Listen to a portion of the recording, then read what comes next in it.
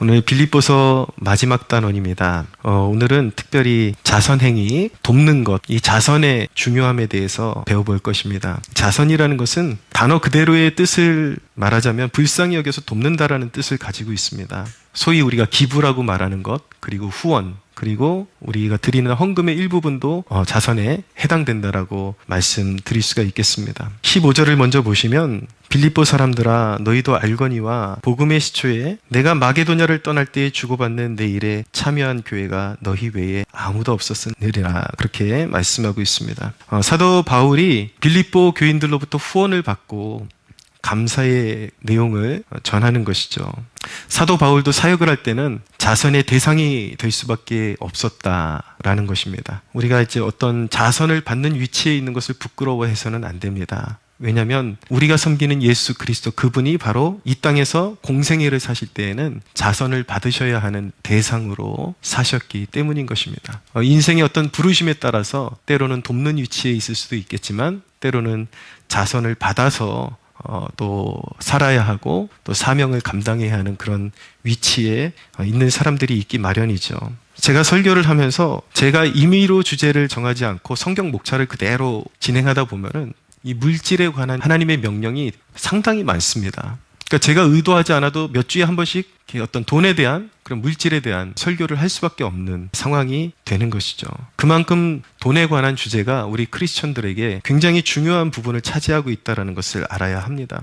아마 이 시대는 사람들이 워낙 돈 문제에 민감하니까 어지간하면 이런 주제를 설교단에서 피해가려고 그러는데, 성경 목차 그대로 따라가면 얼마나 하나님께서 우리의 물질 생활에 관심이 많으신지 새삼 깨닫게 되고 놀라게 될 것입니다. 제가 예전에 들었던 어떤 간증 가운데 실제로 어떤 분이 경험한 얘기입니다. 이분이 어려서부터 교회 생활을 했는데 하나님을 인격적으로 만난 경험이 없는 거예요. 그래서 하나님을 인격적으로 만나고 싶어서 여기저기 기도원을 다녀보고 하는 중에 한 번은 자기가 전도한 초신자를 데리고 어느 기도원을 갔는데 마침 그 기도원에서 선포되는 말씀의 주제가 이 물질적인 그런 주제였습니다. 오히려 전도를 해서 간 그 형제는 자기의 편견을 깨지 못하고 기도원 왔더니 또 돈 얘기하네, 그러고 자기가 전도한 사람은 그 예배당에 놔두고 자기만 빠져나온 거예요. 마음이 불편하니까. 왜 늘 교회 가고 기도원 가면은 이렇게 돈 얘기를 노골적으로 하냐, 이런 마음 때문에 자기는 빠져나왔는데 좀 충격적인 사건이 벌어진 거죠. 이 형제한테는. 아무것도 모르고 따라왔던 초신자는 그 예배 가운데 성령을 받고 하나님을 인격적으로 만나고 완전히 삶이 변화되는 역사를 경험하게 됐는데 눈물 펑펑 흘리면서 정작 자기는 그렇게 주님을 찾아서 헤매고 있는데 자기의 편견 때문에 예배의 자리를 지키지 못하고 빠져나와서 그 은혜를 받지 못하고 그런 자신의 모습을 보면서 너무 충격을 받아가지고 결국은 감사하게 좀 시간이 오래 지나서 만나긴 만났어요. 이분이 하나님을 만났습니다. 감사하게. 그러나 그분의 고백은 자기 스스로가 그어놓은 경계, 이런 설교는 건강한 설교고 이런 설교는 아니다 라고 하나님이 말씀하시는 것에 대해서 자기가 선을 긋고 이건 기다 아니다라고 선을 긋는 그 태도가 하나님의 역사하심을 막고 있었다라는 것을 간증하는 것을 듣게 되었습니다. 사랑하는 여러분, 오늘 이 설교 가운데 하나님이 여러분들의 심령을 만지시는 그 손길을 경험하게 되기를 축복합니다. 왜 이 물질에 대해서 알아야 되는가? 인간이 가장 집착하는 것이 돈이기 때문에 그렇습니다. 어떻게 써야 하는가를 알아야 되는 것이죠. 그래서 이런 주제도 내 생각을 하나님의 말씀 앞에 내려놓고 순종하는 자들에게 하나님께서 영적인 축복을 주신다라는 것을 신뢰하면서 이런 주제를 배워갈 수 있어야겠습니다. 자, 물질로 베푸는 것이 복이 되는 이유를 제가 말씀드릴 것입니다. 자선이라고 말씀드렸죠. 물질로 베푸는 것이 복이 되는 이유. 첫째는 베푸는 것이 생각보다 어려운 일이기 때문에 베풀 수 있는 그 자체가 복이 되는 것입니다. 15절에 다시 한번 보시면은 빌립보 사람들아 너희도 알거니와 복음의 시초에 내가 마게도냐를 떠날 때에 주고받는 내 일에 참여한 교회가 너희 외에 아무도 없었느니라. 바울이 사역하는 그 당시에도 그렇게 후원을 아낌없이 하는 교회가 흔치 않았다라는 것을 보여주고 있는 것입니다. 복음의 시초에라고 말씀하는 것은 바울의 2차 전도 여행 기간을 염두에 둔 말씀이에요. 이런 사실을 볼 때 우리가 알게 되는 것은 베푼다라는 것, 물질로 베푼다라는 것은 단순히 가진 게 많다고 할 수 있는 것이 아닙니다. 남의 필요를 살필 수 있는 긍휼의 마음이 있어야 합니다. 남의 곰핍과 어려움, 그리고 필요를 이해할 수 있는 사람이 할 수 있는 것이 베푸는 것이에요. 후원이죠. 베푸는 것은 성숙함과 관련된 것입니다. 영적으로 성숙해야 베풀 수가 있습니다. 구원이 무엇인지를 우리가 정확히 알아야 베푸는 삶을 살아가는데 어려움을 느끼지 않을 수가 있습니다. 어려움을 느끼지 않을 뿐만 아니라 그것이 얼마나 기쁨인지 알 수가 있게 되는 것이죠. 여러분, 우리가 어떻게 구원받았습니까? 주 예수님이 나라는 존재를 한없는 영적인 빈곤함에서 구원하신 것입니다. 예수님이 자신의 피를 흘려서 우리를 영적인 빈곤함에서 값주고 사신 것입니다. 이 사실을 깊이 느낄수록 비로소 도와야 될 사명자 그리고 가난한 사람들이 보이기 시작하는 것입니다. 내가 얼마나 핍절한 존재였고 영적으로 가난한 존재였는데 하나님이 값없이 나에게 필요한 은혜를 채워주셨다는 것을 깊이 깨달으면 깨달을수록 우리의 마음 가운데 긍휼의 마음이 자리 잡게 되는 것입니다. 베푸는 일이 그토록 어려운 이유는 영적인 원리를 모르기 때문이에요. 주님이 어떻게 부유해지셨습니까? 주님이 어떻게 그렇게 많은 성도를 거느리는 주가 되셨습니까? 그건 주님이 자신에게 있는 것을 아끼지 아니하셨기 때문입니다. 생명까지 주셨기 때문에 수많은 영적인 자녀들을 얻게 된 것입니다. 그러나 대부분의 교인들이 자기 문제에 급급해해요. 자기밖에 모르는 삶을 살아갑니다. 우리 교회가 힘이 붙이고 약한 교회 중에 하나이지만 우리 형편에 버겁도록 그렇게 흘려보내려고 애를 써왔습니다. 너무나도 안타까운 것은 최근에는 우리도 마음만큼 그렇게 할 수 없는 상황인 것이 너무 마음이 안타까운데 우리가 할 수 있는 한 우리 교회의 사이즈에 비해서 자꾸 하려고 하는 이유는 과부가 과부 마음을 알기 때문입니다. 최근에 우리 교회에서 유튜브 상에 헤세드 선교사님이라는 분이 있어요.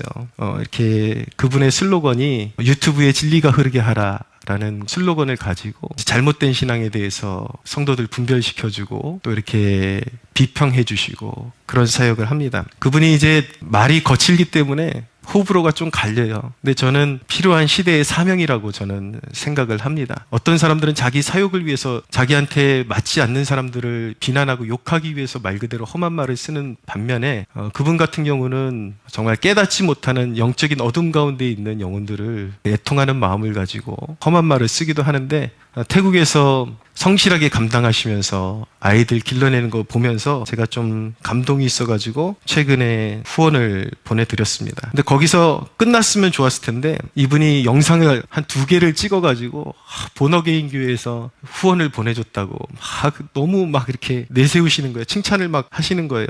그걸 보고 있자니 몸둘 바를 모르겠는 거죠.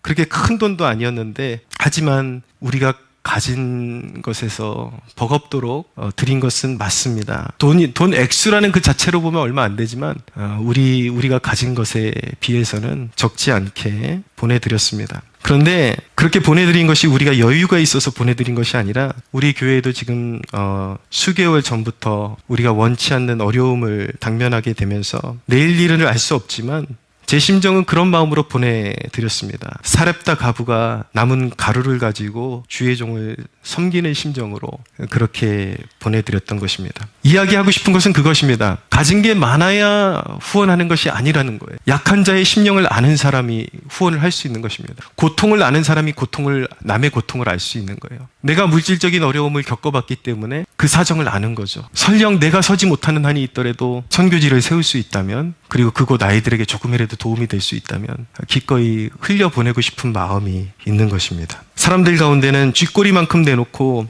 잘 쓰니 못 쓰니 말이 많지만 여러분 개척교회 이런 작은 교회 목회자들 그리고 선교사들의 삶은 그렇습니다. 제가 제 스스로를 변호하는 것 같아서 그렇지만 저는 우리 성도들을 올바른 길로 가르쳐야 하는 사명이 있기 때문에 말씀드리는 거예요. 사람들은 목회자들이 굉장한 어떤 부의 상징처럼 그렇게 비판하는 사람들이 많은데 여러분들이 교회를 생각할 때에 기준치를 가져야 되는 것은 뉴스에 나올 법한 그런 목회자들을 기준으로 봐야 하는 것이 아니라 일선에 여러분들 가까이에 있는 목회자들을 기준으로 봐야 하는 것입니다. 여러분 일선의 목회자들 이미 큰 부흥을 맞이해서 시스템을 잘 갖춘 그런 교회가 아닌 한 대부분의 목회자와 선교사님들은 정말 척박한 땅을 걸어갑니다. 어떨 때는 혹시라도 병원에 갈 일이 없어야 되는데 병원에 가면 또 큰 돈 깨질까봐 아프지 말아야 되는데 조마조마한 그런 시간을 보내면서 살아야 합니다. 자녀들이 이제 커가는데 학원도 보내야 되는데 이걸 어떻게 감당하나 늘 그런 걱정 속에 살아가야 합니다.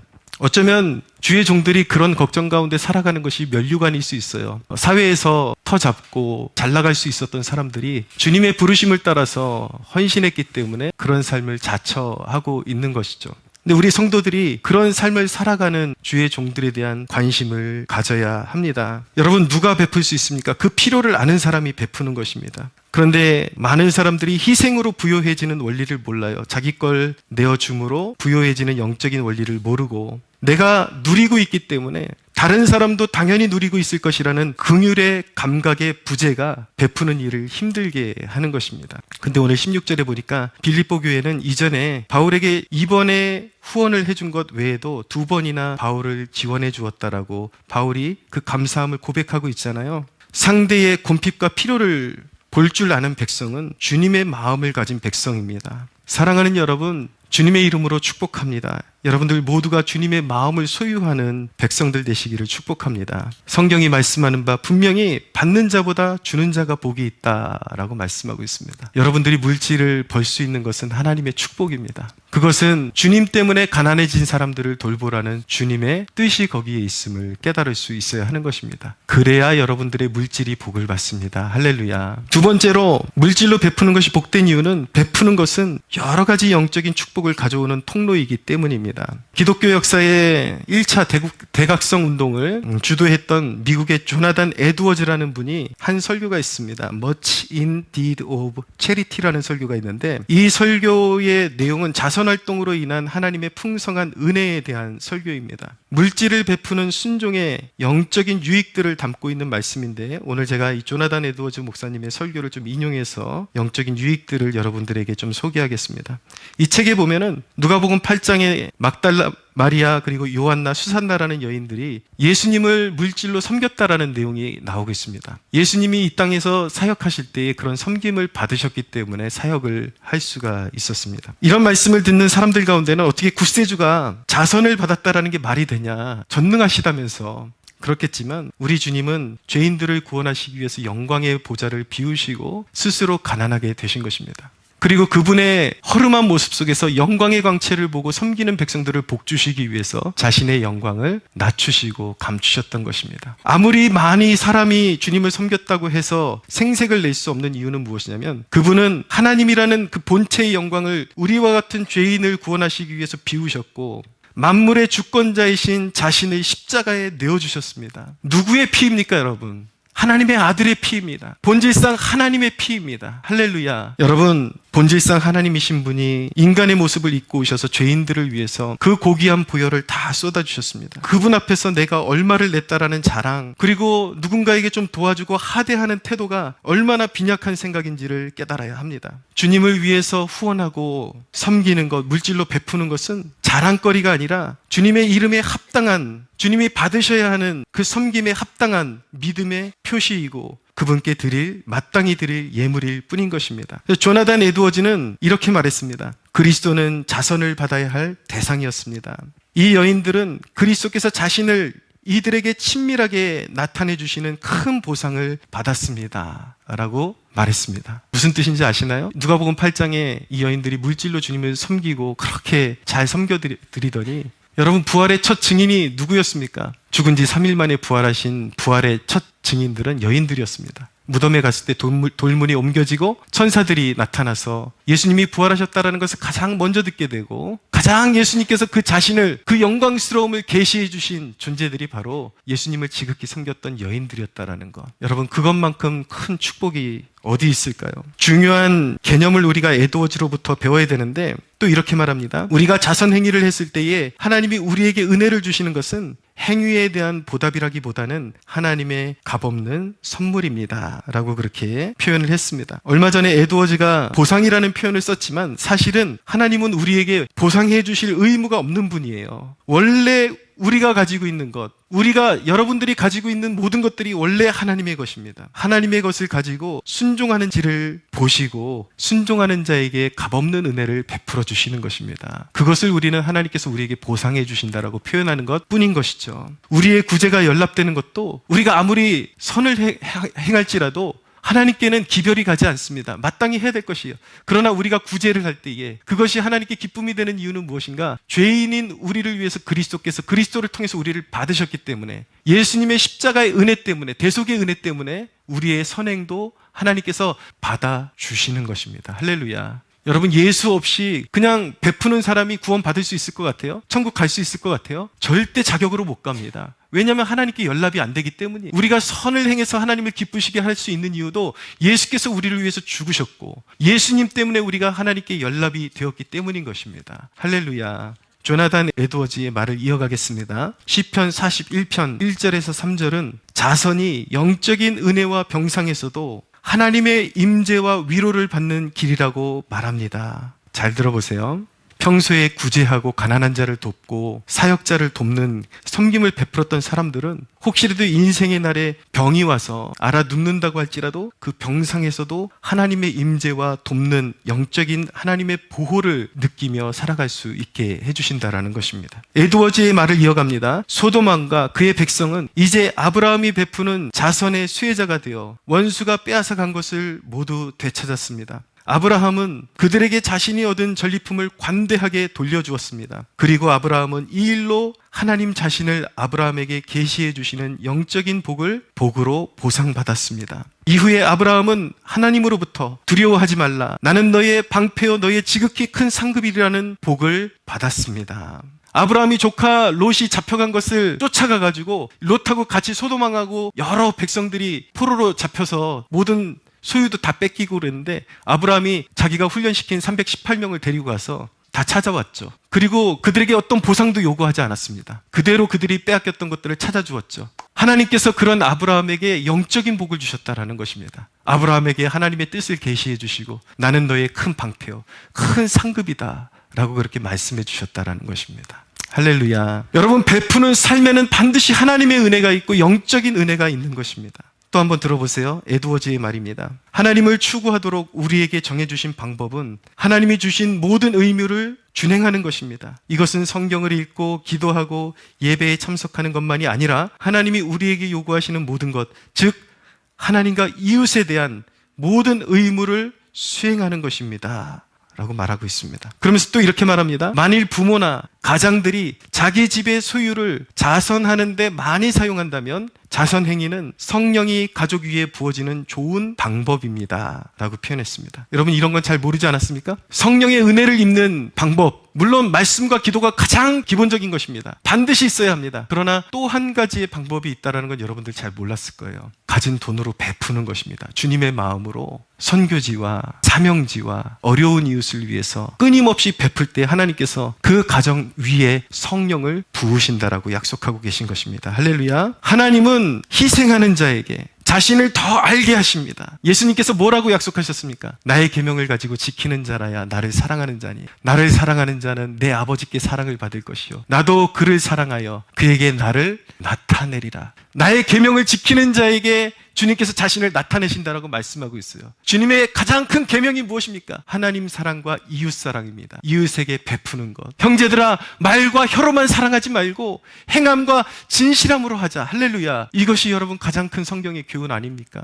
여러분들에게 주시는 축복을 계속 나누어 보십시오. 앞으로 계속 하나님이 보증하시는 삶을 살고 싶으십니까? 그런 영적인 욕심과 영적인 욕심, 좋은 욕심을 말하는 것입니다. 그런 열망이 있다면 가난할 때부터 베푸는 삶을 살아가게 되는 여러분들 되시길 바랍니다. 가난할 때부터 베푸는 것은 하나님 나라에 적금을 드는 것과 마찬가지인 것입니다. 2개밖에 없는데 그 2개를 다 나를 위해서 먹어치우면 가난해지는 거예요. 2개밖에 없는데 하나를 나에게 주신 하나님께 감사하고 하나를 이웃에게 나눠주면 하나님 나라의 적금이 되는 것입니다. 반드시 하나님께서 은혜를 베푸십니다. 할렐루야. 여러분들이 그렇게 순종할 수 있다면, 늘 베푸는 삶을 즐길 수 있다면 항상 하나님께서 아브라함을 생각하신 것처럼 여러분을 생각하사 이후에 여러분들의 자녀들의 삶에, 여러분들의 자녀들이 영적으로 방황하는 그때에 하나님께서 개입하여 주셔서 여러분들의 자녀들에게도 영적인 은혜를 부어주실 줄로 믿습니다. 3번째입니다. 물질로 베푸는 삶이 복된 이유는, 베푸는 것은 하나님을 기쁘시게 하고 든든한 삶을 보장받는 확실한 방법이기 때문인 것입니다. 18절을 보세요. 내게는 모든 것이 있고 또 풍부한지라 에바브로디도펜에 너희가 준 것을 받음으로 내가 풍족하니 이는 받으실 만한 향기로운 제물이요 하나님을 기쁘시게 한 것이라 라고 말씀하고 있죠. 바울은 빌립보 교인들의 호의에, 아낌없는 호의에 고마움을 표하고 있습니다. 근데 여러분, 여기서 개념 정리를 조금 짚고 넘어갈 필요가 있는데, 예배 때 드리는 헌금을 자선행위하듯이 하면 안 됩니다. 어떤 사람들은 예배 때 하나님 앞에 예물을 준비하지 않고 있다가 간헐적으로 어쩌다가 구제할 때 돈을 쓰는 사람들이 있어요. 이것은 잘못된 습관이에요. 예배 때 항상 하나님 앞에 만왕의 왕이 되시고 우리의 구원자가 되시는 하나님 앞에 정성스럽게 내가 할 수 있는 한도 안에서 하나님 앞에 예물을 드리는 것이 참된 예배의 일부분인 것입니다. 할렐루야. 그렇게 하나님께 드릴 것을 꾸준히 들으면서 이 자선이라는 것은 그 외에 내게 하나님께서 보여주시는 사명지, 선교사님, 목회자, 그리고 가난한 사람들을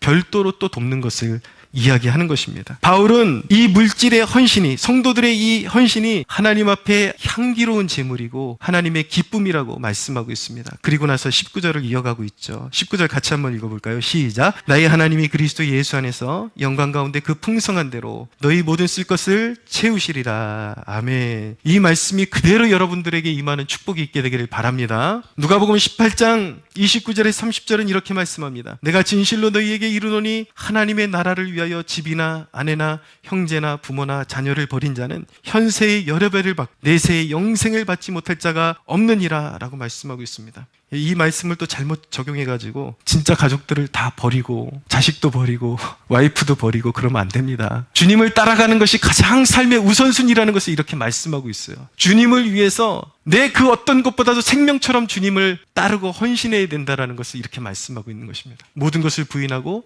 주님을 섬기면 현세에서도 복을 받고 내세에 영생을 받지 못할 자가 없습니다. 할렐루야. 누가복음 6장 38절입니다. 주라 그리하면 너희에게 줄 것이니 곧 후히되어 누르고 흔들어 넘치도록 하여 너희에게 안겨주리라. 너희가 헤아리는 그 헤아림으로 너희도 헤아림을 도로 받을 것이니라. 여러분들이 아깝다고 생각하면 하나님께서 여러분들에게 은혜를 베푸시는 것조차도 아깝게 생각하실 것입니다. 여러분들이 하나님의 마음으로 베풀기를 좋아하면 하나님도 여러분들에게 은혜를 넉넉히 베풀어 주실 것입니다. 여러분, 동기가 옳아야 재정의 복을 받습니다. 하나님을 위해서 하나님의 마음을 알고 하나님을 위해서 섬기는 백성들에게 재정의 복을 주십니다. 사랑을 실천해야 복을 주십니다. 머릿속에 담고 있어서는 아무 소용이 없습니다. 내게 주신 것 은혜로 알고 나누어 주는 사람에게 복이 있습니다. 실천의 대상은 고아와 가부라고 성경이 말씀하고 있고, 그리고 레위인이라고 말씀하고 있습니다. 레위인은 누구입니까? 오늘날 사역에 집중하는 사역자들을 말하는 것이죠.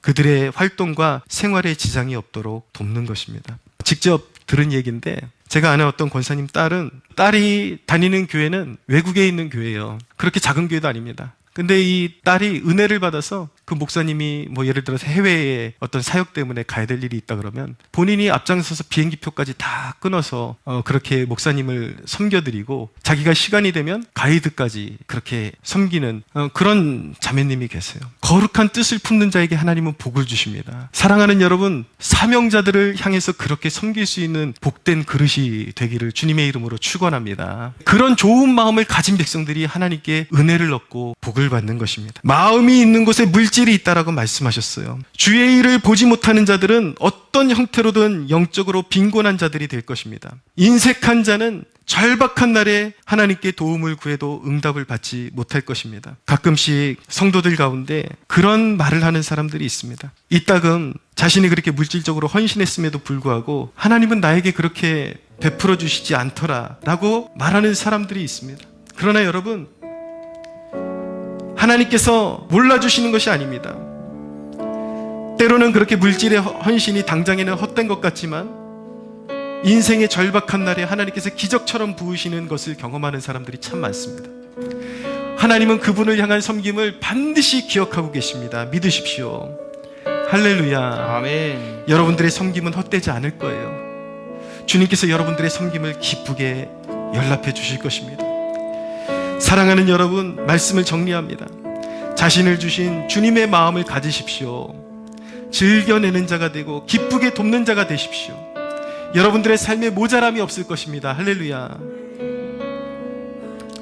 여러분, 빌립보서를 정리하면서 이 빌립보서의 핵심 3가지만 여러분들에게 상기시켜 드리겠습니다.